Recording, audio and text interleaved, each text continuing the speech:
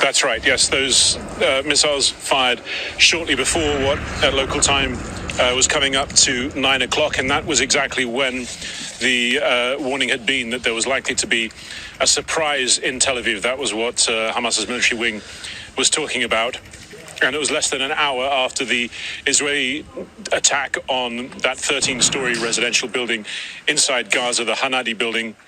They had issued warnings to the people who live in that building, the tens of families who live in that building ahead of time, to evacuate it.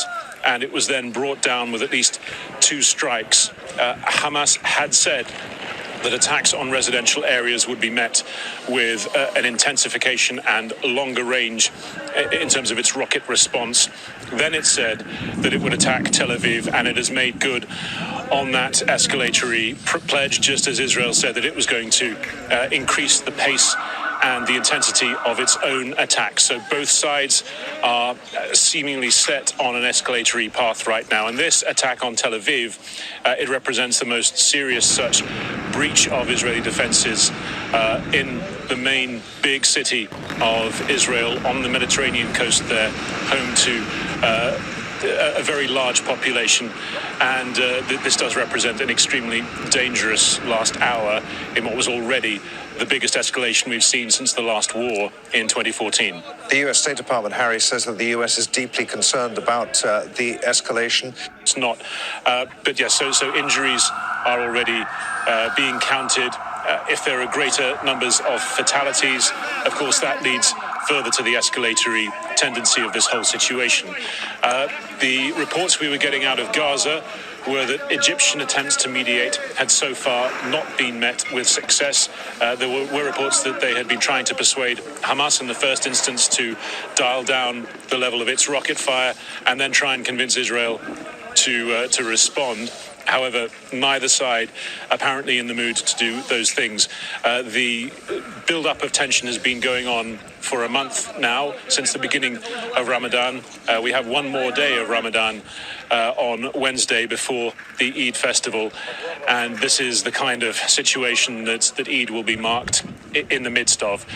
It has been an extraordinary couple of weeks of rising, simmering tensions, with the threat in the background always that it could spread to Gaza in this way, and it has done so, despite what the US was talking about, the decisions by Israel to not allow Jews onto the Temple Mount, as it's known to Jews, the Al-Aqsa Mosque compound on Monday, to disband or change the route of the planned nationalist march through the Old City, which ended up not happening. If they were seen, though, as concessions in some way, a lot of empty trucks coming back having delivered military hardware to the Gaza border. If those moves had been seen as an attempt to try to tamp down the situation, it followed very shortly after those terrible scenes we saw on the Al-Aqsa Mosque compound on Monday morning. And so already it seemed that the path had been set, and Hamas issued that warning that it was going to attack Jerusalem if there were not a withdrawal of Israeli forces from the Al-Aqsa Mosque compound and from the neighborhood of Sheikh Jarrah. I think those are conditions they probably knew were not going to be likely to be met. And as soon as those long-range missiles headed in the direction of Jerusalem on Monday evening, we've been set on this path, and the decisions being made so far only seem set to take us further along it. Harry, for the moment, that they have fired their rockets towards Tel Aviv, and this is still the beginning, as they said.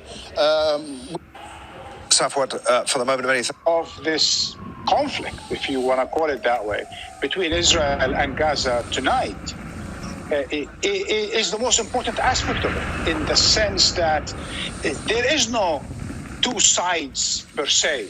The two-sidism is a fake news, if you will, when describing what's going on in Israel and Gaza. Just look at the figures, not just this conflict. Look at what happened in 2014, 2008, 2006. And before that, there's always this disproportionately high casualties and death and destruction in Gaza